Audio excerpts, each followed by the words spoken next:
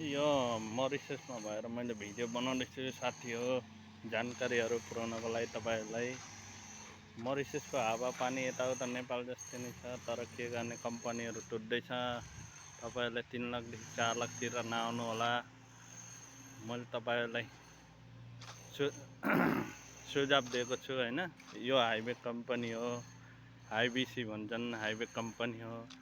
यो कम्पनीहरू पनि टुटिरहेछ, केटाहरूले पठाइरहेछन्, नेपाली केटाहरूले, इन्डियनहरूले पठाइरहेछ है।